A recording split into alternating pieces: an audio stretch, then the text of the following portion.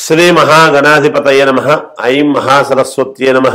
శ్రీ లలితాంబికాదేవియే నమః.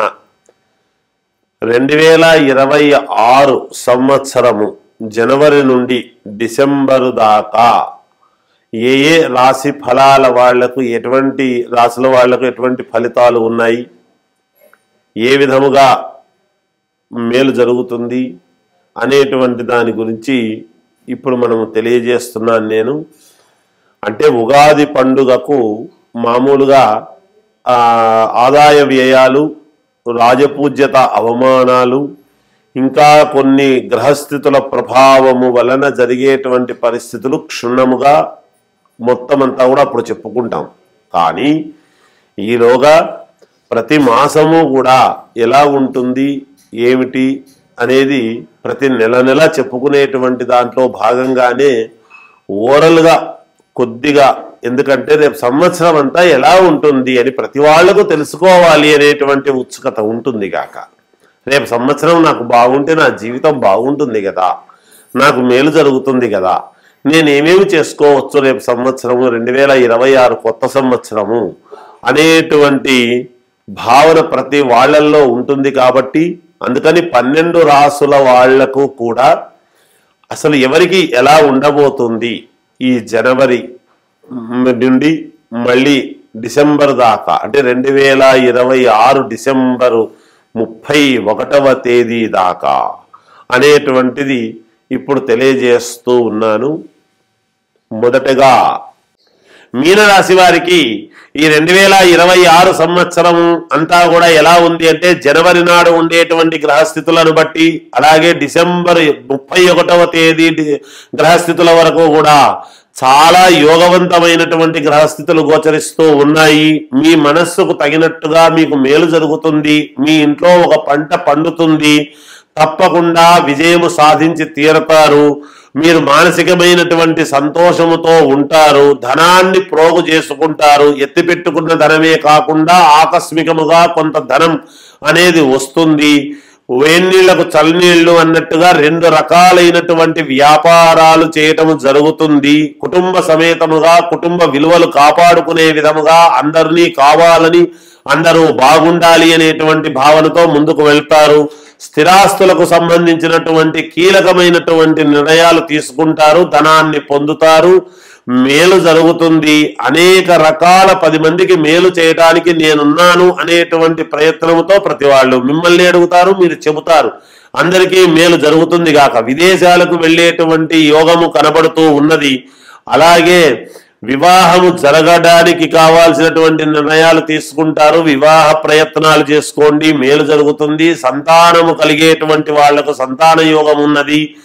అంతేకాకుండా ఆకస్మికముగా ఎవరో ఒక 2-3 వ్యక్తులు కలవటం, తద్వారా కొత్త నిర్ణయాలు తీసుకోవటము, వేరే చర్చనీయాంశముగా నిన్నటిదాకా ఇలా ఉన్నాడు, ఈరోజు ఇలా ఉన్నాడు అనేటువంటి భావనతో ముందుకు వెళ్ళేటువంటి ప్రయత్నాలు చేసి తీరుతారు. ఏదైనా శ్రమను నమ్ముకుంటారు. ఉపరాగా వచ్చేటువంటి దానికంటే శ్రమతో నాస్తి దుర్భిక్షం అన్నట్టుగా శ్రమను నమ్ముకొని సాధించుకోవాలి అని నిరంతర శ్రమ కృషివలుడుగా చేసి మీకంటూ ఒక ఐడెంటిటీ సంపాదించి ఒక గొప్పతనాన్ని పొంది ఒక ప్రముఖ స్వామీజీ నుండి విచిత్రమైనటువంటి విశేషమైనటువంటి ఆశీర్వచనాన్ని ఈ సంవత్సరము మీరు పొందబోతున్నారు.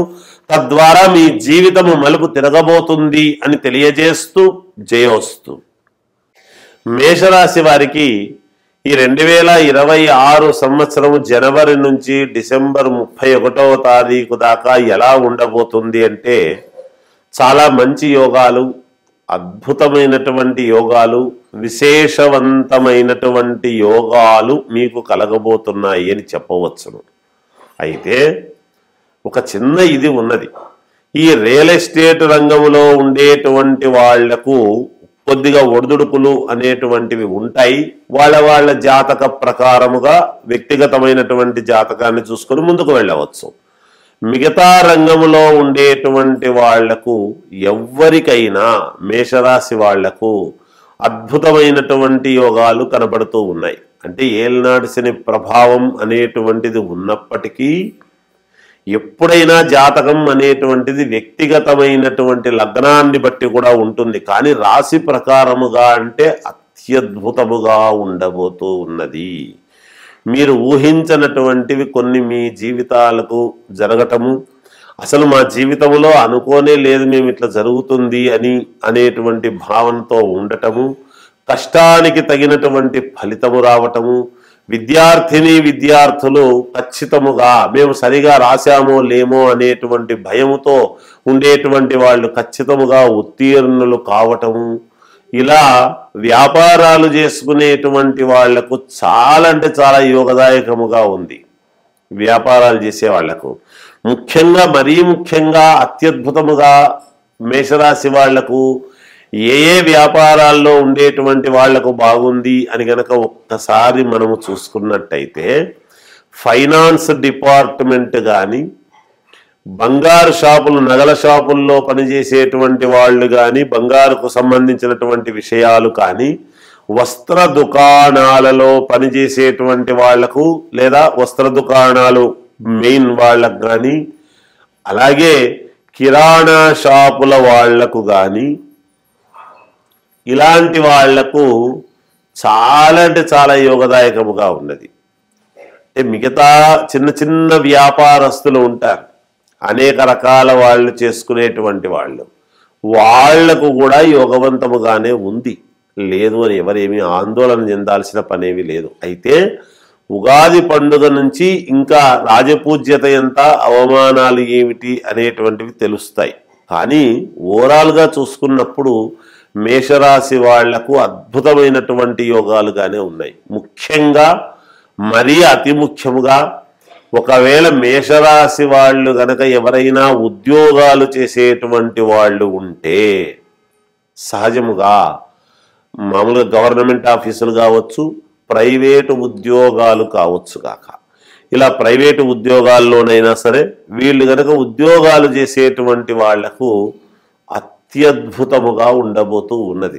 అంటే శాలరీలు పెరగడములో కానీ, ఉన్నతమైనటువంటి చోటికి వెళ్ళటము కానీ, లేదా మీరు మీ స్థాయిని పెంచుకోవడానికి కావాల్సినటువంటి విద్యార్హతలు సంపాదించటములో కానీ, కొన్ని సర్టిఫికెట్స్ మీరు సాధించుకోవటములో కానీ అద్భుతముగా ఉండబోతూ ఉన్నది.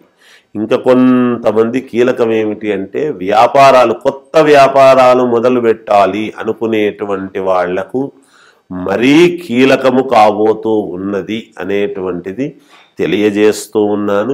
ఏది ఏమైనా ప్రారంభములోనే ఎప్పుడైనా వ్యక్తిగతమైనటువంటి జాతకం అనేటువంటిది చూసుకుంటే అత్యద్భుతం అనేటువంటిది తెలియజేస్తూ జయోస్తు.